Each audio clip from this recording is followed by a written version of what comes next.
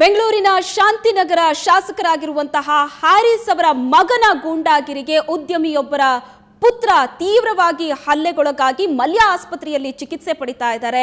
ಇವೆಲ್ಲದರ ಬಗ್ಗೆ ಉತ್ತರ ಕೊಡಬೇಕಾಗಿದ್ದಂತಹ ಜವಾಬ್ದಾರಿಯುತ ಶಾಸಕ ಹ್ಯಾರಿಸ್ ಅವರು ಫೋನ್ ಅನ್ನು ಸ್ವಿಚ್ ಆಫ್ ಮಾಡಿಕೊಂಡು ಕೂತಿದ್ದಾರೆ. ನಿನ್ನೆಯಿಂದ ಈ ಘಟನೆ ಬೆಳಕಿಗೆ ಬಂದ ತಕ್ಷಣದಿಂದ ಫೋನ್ ಮಾಡೋದಕ್ಕೆ ನಾವು ಕೂಡ ಪ್ರಯತ್ನ ಪಡ್ತಾ ಇದ್ದೀವಿ, ಆದರೆ ಶಾಸಕರು ಫೋನ್ ತೆಗಿತಾ ಇಲ್ಲ. ಮತ್ತೊಂದು ಕಡೆ ಪೊಲೀಸರೇ ಶಾಸಕರ ಮಗನ ರಕ್ಷಣೆಗೆ ನಿಂತಿದ್ದಾರಾ ಅನ್ನುವಂತಹ ಪ್ರಶ್ನೆ ಈಗ ಎದ್ದಿದೆ. ಈ ಒಂದು ಪ್ರಕರಣ ಬೆಳಕಿಗೆ ಬರ್ತಾ ಇದ್ದ ಹಾಗೆ ಶಾಸಕರ ಮಗನ ಬಗ್ಗೆ ಕ್ರಮವನ್ನ ತೆಗೆದುಕೊಳ್ಳಬೇಕಾದಂತಹ ಪೊಲೀಸರು ಹಲ್ಲೆಗೊಳಗಾದಂತಹ ವಿದ್ವತ್ ಮೇಲೆಯೇ ಅನುಮಾನವನ್ನ ವ್ಯಕ್ತಪಡಿಸ್ತಾ ಇದ್ದಾರೆ.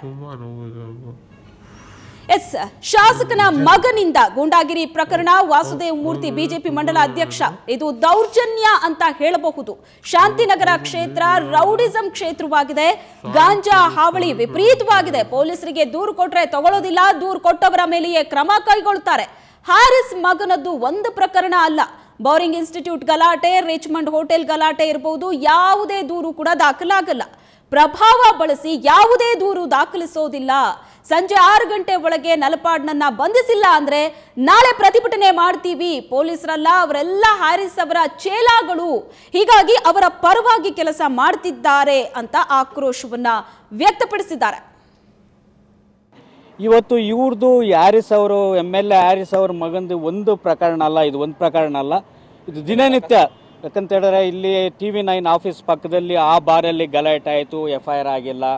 ಮತ್ತು ಈ ಬೋರಿಂಗ್ ಕ್ಲಬ್ಬಲ್ಲಿ ಬೋರಿಂಗ್ ಇನ್ಸ್ಟಿಟ್ಯೂಟಲ್ಲಿ ಗಲಾಟೆ ಆಯಿತು, ಅಲ್ಲಿ FIR ಆಗಿಲ್ಲ. ಆಮೇಲೆ ಇಂದಿರಾನಗರಲ್ಲಿ ಗಲಾಟೆ ಆಯಿತು, ಅಲ್ಲಿ ಆಗಿಲ್ಲ. ಯಾವುದೇ ಏನಂತ ಹೇಳಿದ್ರೆ ಈ ಒಂದು ಪವರ್ ಇದೆ ಅಂತೇಳಿ ಪ್ರಕರಣಗಳು ಯಾಕೆ ದಾಖಲು ಮಾಡ್ತಾ ಇಲ್ಲ, ಅವ್ರ ವಿರುದ್ಧ ಬೇರೆಯವ್ರನ್ನ ಬಲಿಪಶು ಮಾಡ್ತಾ ಇದ್ದಾರೆ. ಅಲ್ಲ, ಪವರ್ ಇದೆ ಅಂತೇಳಿ ಪವರ್ ಯುಟಿಲೈಸ್ ಮಾಡಿಕೊಂಡು ಈ ಪೊಲೀಸ್ ಅವರು, ನಾನು ಹೇಳಿದ್ನಲ್ಲ ಮೊದಲೇ, ಪೊಲೀಸ್ ಅವರು ಒಂದು 10 ಜನ ಕೈಯಲ್ಲಿ ಇಟ್ಕೊಂಡಿದ್ದಾರೆ. ಆ ಕೈಯಲ್ಲಿ ಅವ್ರದೇ ಕ್ಷೇತ್ರ, ಅವ್ರದೇ ಒಂದು ಸರ್ಕಾರ, ಅವ್ರದೇ ಸರ್ಕಾರ ಇದ್ದಾಗ ಈ ಪೊಲೀಸ್ ಅವರು ಭಯ ಬೀಳ್ತಾರೆ, ಟ್ರಾನ್ಸ್ಫರ್ ಮಾಡಿಬಿಡ್ತಾರೆ, ಇನ್ನೊಂದು ಮಾಡಿಬಿಡ್ತಾರೆ ಅಂತೇಳಿ ಭಯ ಬಿತ್ಕೊಂಡು ಇದು ಮಾಡ್ತಾ ಇದ್ದಾರೆ. ಇವತ್ತು ಯಾವ ಮಟ್ಟಕ್ಕೆ ನಮ್ಮ ಕ್ಷೇತ್ರ ಆಗಿದೆ ಅಂತ ಹೇಳಿದ್ರೆ ಬಹಳ ಗೂಂಡಾ ಕ್ಷೇತ್ರ ಆಗೋಗ್ಬಿಟ್ಟಿದೆ. ಇದು ಬಿಜೆಪಿ ಮಂಡಲ ಅಧ್ಯಕ್ಷ ವಾಸುದೇವ ಮೂರ್ತಿ ಅವರು ಕೊಟ್ಟಂತಹ ಹೇಳಿಕೆ. ಶಾಂತಿನಗರ ಕ್ಷೇತ್ರ ಅನ್ನೋದು ರೌಡಿಸಂ ಕ್ಷೇತ್ರ ಆಗ್ಬಿಟ್ಟಿದೆ. ಅದರಲ್ಲಿ ಶಾಸಕರ ಮಗನ ದರ್ಪ ಅಂತೂ ಇದು ಒಂದೇ ಅಲ್ಲ, ಇನ್ನು ಬಹಳಷ್ಟು ಈ ರೀತಿಯಾದ ಘಟನೆ ಇದೆ. ಆದರೆ ಏನೇ ಗೂಂಡಾಗಿರಿ ಮಾಡಲಿ, ಏನೇ ರೌಡಿಸಂ ಮಾಡಲಿ, ಕೇಸ್ ಅಂತೂ ದಾಖಲಾಗೋದಿಲ್ಲ. ತಮ್ಮ ಪ್ರಭಾವವನ್ನ ಬಳಸಿ ಕೇಸ್ ದಾಖಲಾಗದೇ ಇರೋ ತರ ನೋಡ್ಕೋತಾರೆ. ಇನ್ನು ಅಲ್ಲಿರುವಂತಹ ಪೊಲೀಸರು ಶಾಸಕರ ಚೇಲಾಗಳು ಅನ್ನುವಂತಹ ಮಾತನ್ನ ಬಿಜೆಪಿ ಮಂಡಲ ಅಧ್ಯಕ್ಷ ವಾಸುದೇವ ಮೂರ್ತಿ ಅವರು ಹೇಳ್ತಾರೆ. ಯಾಕಂದ್ರೆ ಈ ಪ್ರಕರಣದಲ್ಲಿ ತುಂಬಾ ಸ್ಪಷ್ಟವಾಗಿ ಕಾಣಿಸ್ತಾ ಇದೆ, ಈ ರೀತಿ ಹಲ್ಲೆ ನಡೆಸಿದವರ ಮೇಲೆ ಕ್ರಮ ತೆಗೆದುಕೊಳ್ಳೋದಕ್ಕಿಂತಲೂ ಹಲ್ಲೆಗೊಳಗಾದವರ ಮೇಲೆಯೇ ಪೊಲೀಸರು ಅನುಮಾನ ವ್ಯಕ್ತಪಡಿಸ್ತಾ ಇರೋದು ಬಹಳ ಅನುಮಾನಕ್ಕೆ ಕಾರಣ ಆಗ್ತಾ ಇದೆ. ಈ ಬಗ್ಗೆ ಮಾತಾಡೋದಕ್ಕೆ ಸ್ವತಃ ಸಿಟಿ ರವಿ ಅವರು ನಮ್ಮೊಂದಿಗೆ ದೂರವಾಣಿ ಸಂಪರ್ಕದಲ್ಲಿದ್ದಾರೆ. ನಮಸ್ತೆ ಸರ್. ಸಿಟಿ ರವಿ ಅವರೇ ನಮಸ್ತೆ. ನಮಸ್ಕಾರ. ಇವತ್ತು ಶಾಸಕ ಹ್ಯಾರಿಸ್ ಅವರ ಪುತ್ರನ ಗೂಂಡಾಗಿರಿ ಕುರಿತಂತೆ ಒಂದು ಸ್ಟೋರಿಯನ್ನ ನಾವು ನೋಡ್ತಾ ಇದ್ದೀವಿ. ವಿದ್ವತ್ ಅನ್ನೋ ಯುವಕನ ಮೇಲೆ ಹಲ್ಲೆ ನಡೆಸಿದ್ದಾರೆ. ನಿನ್ನೆ ರಾತ್ರಿ ನಡೆದಿರುವಂತಹ ಘಟನೆ, ಜನಸಾಮಾನ್ಯರಿಗೊಂದು ನ್ಯಾಯ, ಶಾಸಕರಿಗೊಂದು ನ್ಯಾಯನ? ಹಾಗಾದ್ರೆ ಕಾನೂನು ಎಲ್ರಿಗೂ ಒಂದನೆ, ಶಾಸಕರಿರ್ಲಿ ಇನ್ನು ಮತ್ತೊಬ್ಬರಿರ್ಲಿ, ನಾವೀಗ ಮೇಲ್ಪಂಕ್ತಿ ಆಗ್ಬೇಕು. ತಪ್ಪು ಯಾರ ಕಡೆಯಿಂದ ಆದ್ರೂ ಒಂದೇನೆ. ಈಗ ನಿಷ್ಪಕ್ಷಪಾತವಾಗಿ ವರ್ತನೆ ಮಾಡಬೇಕಾಗಿರೋದು, ಈ ನೆಲದ ಕಾನೂನು ಎತ್ತಿಡಬೇಕಾಗಿರತಕ್ಕಂಥದ್ದು ಪೊಲೀಸ್ ಇಲಾಖೆಯ ಕರ್ತವ್ಯ.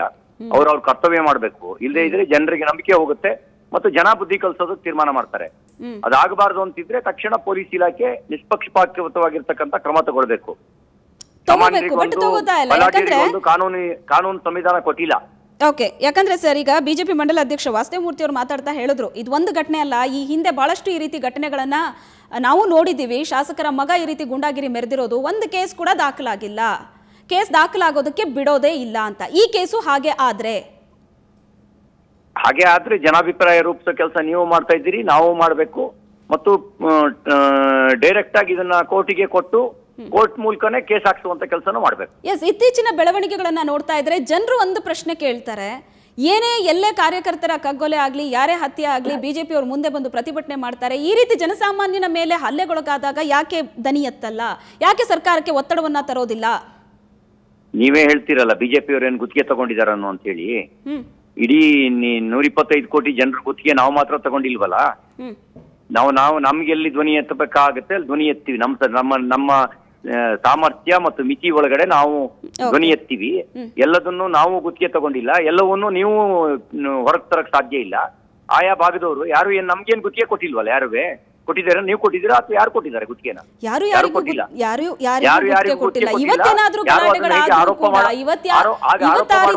ಇವತ್ತಾದ್ರೂ ಕೂಡ ಬಿಜೆಪಿ ಮುಖಂಡರು ರಸ್ತೆಗಿಳಿದು ಬೀದಿಯಲ್ಲಿ ಹೋರಾಟ ಮಾಡ್ತಾರೆ. ಅದು ಯಾರಿಗೂ ಗುತ್ತಿಗೆ ಕೊಟ್ಟಿಲ್ಲ.